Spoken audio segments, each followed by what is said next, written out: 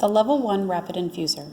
Indications for use of the Level 1 include the need for rapid infusion of warmed crystalloid fluids and/or blood products. Only packed red cells and plasma may be placed on the Level 1. Level 1 rapid infusers are found in the ORs, Family Birth Center, Critical Care, and the Emergency Center. For use outside these units, activate the Rapid Response Team.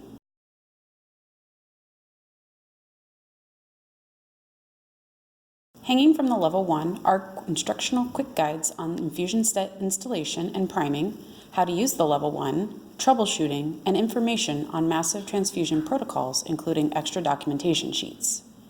Also hanging from the Level 1 should be at least one pressure bag in case of equipment failure. To begin, install the infusion set onto the Level 1 prior to spiking a bag and priming the line. Instructions on infusion set installation can be found in the package insert or on the back of the infusion box.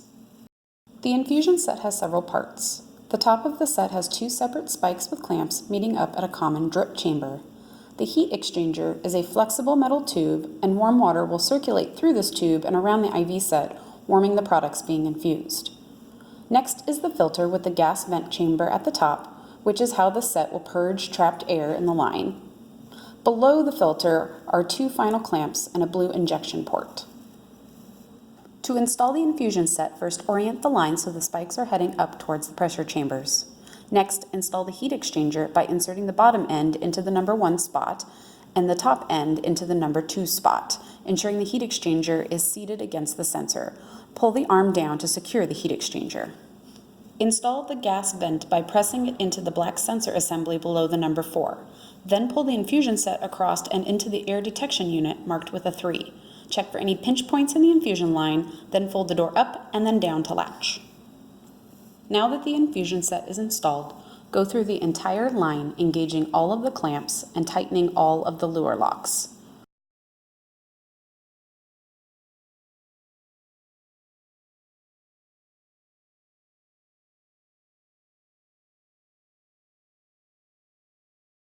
You are now ready to prime the line. Always prime a new infusion set with a crystalloid solution prior to switching to any ordered blood products to prevent the wasting of those blood products. To prime the infusion set, first spike the solution. Then find the hook on the pressure chamber that is at the appropriate height for the size bag.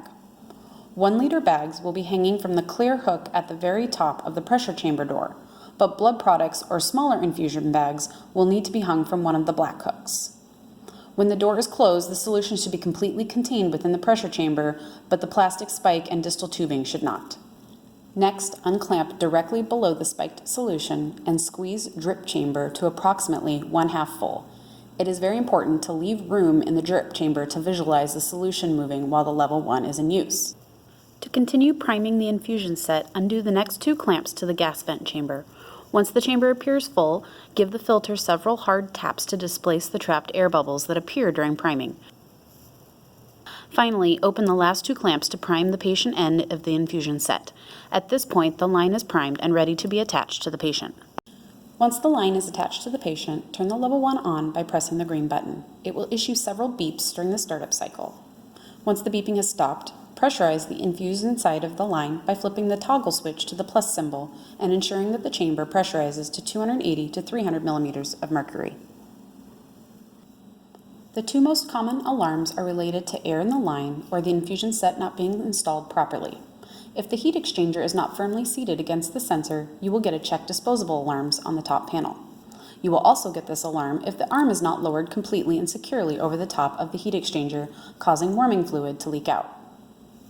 If the gas vent chamber is not firmly seated against the sensor, you will get a check disposable alarms on the lower panel. Since the sensor is unable to detect the line, a clamp will come down and stop the infusion to prevent any potential air bubbles from being infused to the patient. The clamp will release once the gas vent chamber is firmly against the sensor. The check disposable alarms will clear once the air detection chamber door is also firmly secured.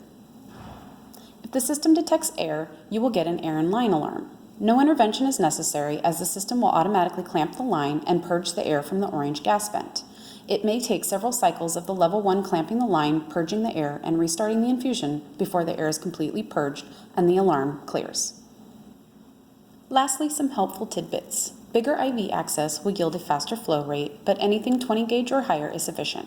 Frequent assessments of the IV site is necessary to ensure patency, as the level 1 rapid infuser will not detect an occlusion or changes in pressures related to infiltration. Under ideal circumstances, it takes as little as 3 minutes to infuse a unit of packed red cells, so the rapid infuser requires the attention of one single RN who is assigned no other task during the resuscitation.